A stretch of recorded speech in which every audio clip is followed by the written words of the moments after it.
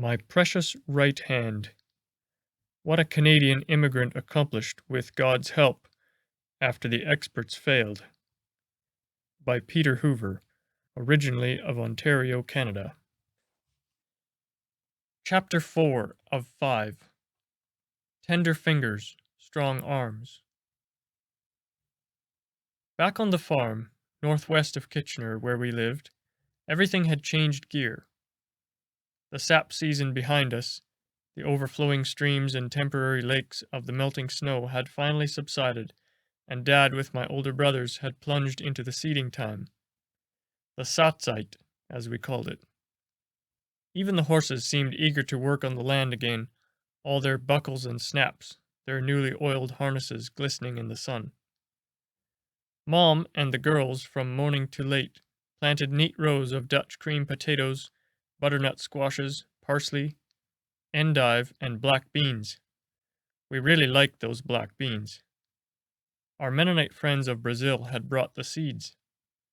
Another German-speaking family, immigrants from Serbia, had brought us precious stick bean seeds.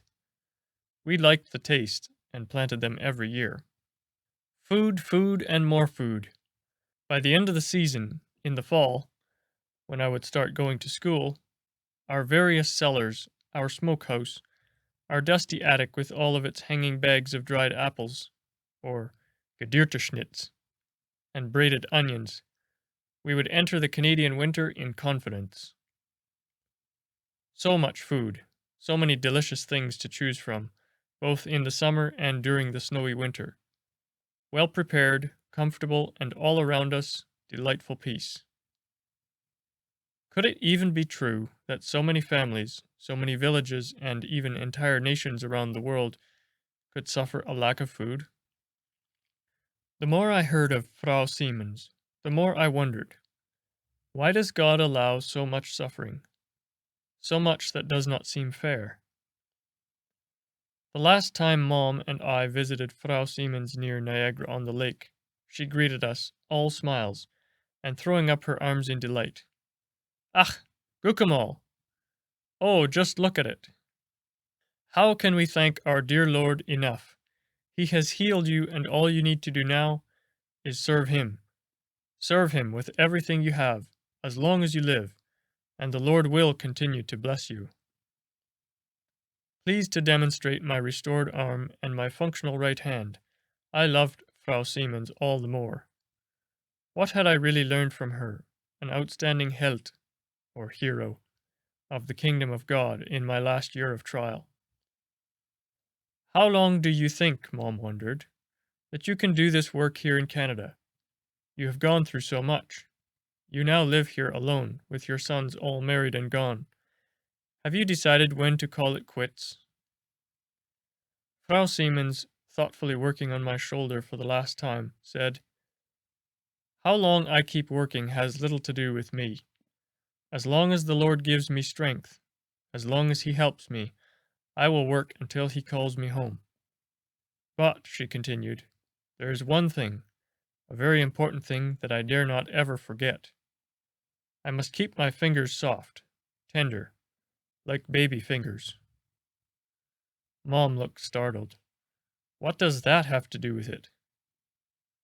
The Lord gave me a gift, Frau Siemens said.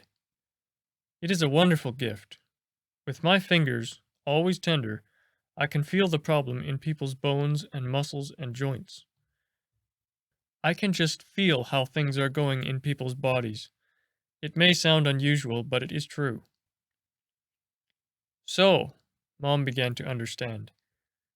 You found Peter's problem right off, and so did Frau Goosen from Brazil.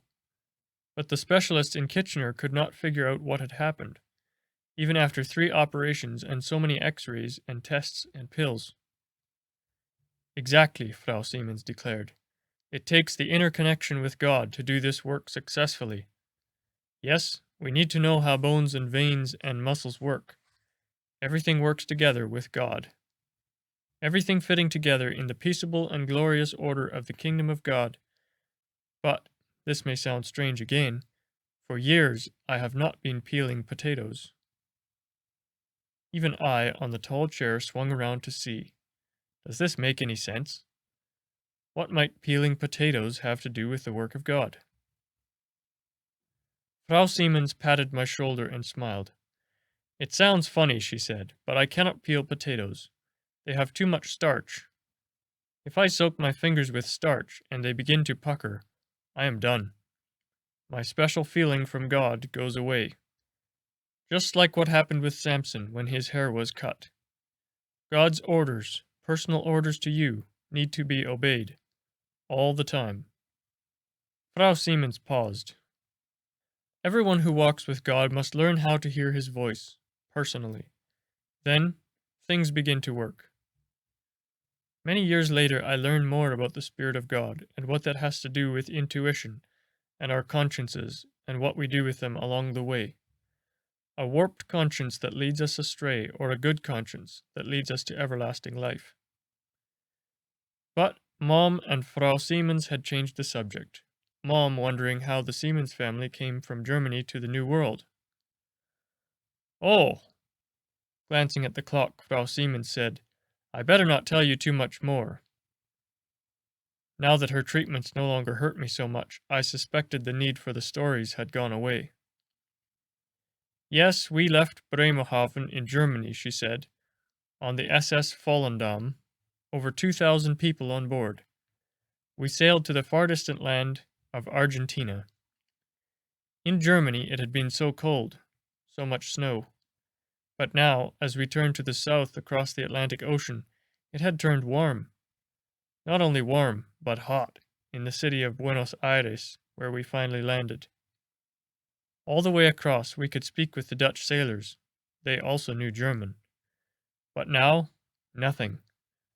All the people in Argentina spoke Spanish, and what made it more complicated, we had a problem getting from Argentina to Paraguay. After we got to this country, we had to wait 3 months until we could continue our journey up the wide Rio Paraná to our destination. Why? Mom asked. Sadly, Frau Siemens said, Paraguay at that time was at war with Bolivia further to the north.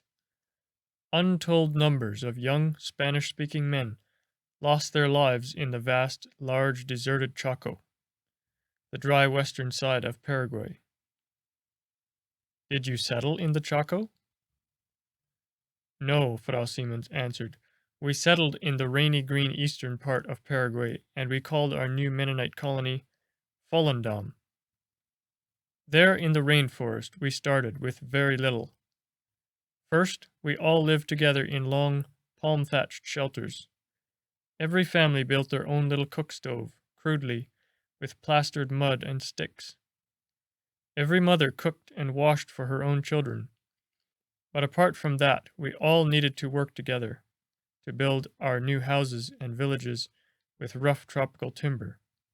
Hard to manage. How long did it take? Mom wondered.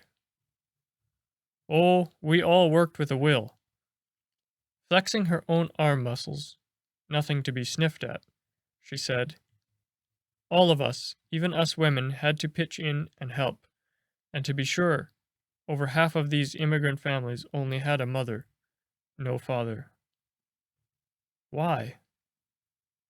The Russians and the Germans took them during the war, and Frau Siemens hesitated. We never saw most of them again. So many widows with so many small children in the tough going of the rainforest, she continued, and so many times we just did not have enough food to reach around. To make it worse, my husband Hans never regained his strength. For the first 4 years we lived in eastern Paraguay, I tried to help him as much as I could. Our boys, Peter and Franz, already in their mid-teens, did very much. Chopping down the massive trees, slashing and burning the jungle to plant our first crops, but it all took so much time and effort. Difficult years followed. In 1951, after much illness and suffering, the Lord took my dear husband and father of our children to his home in his upper land of peace. It was very difficult for me and the children, but God never left us. He blessed us over and over when we asked for help and understood what he wanted of us. In 1958, we came to Canada. Here, too, the Lord has helped us wonderfully all the time. For a short while we sat in silence, but glancing again at the clock, we knew we had to leave. My last treatment on my arm lay behind me. But jumping up, Frau Siemens, back to her normal cheerful demeanor, rushed to grab a paper bag in which to send something along for the Peter to enjoy on the way home. The long trips and buses, the lake, the cities of St. Catharines and Hamilton, my time with Frau Siemens, somehow, over the years, all became one unforgettable event. One many-faceted experience that began when I broke my right arm, falling from a stump in 1965.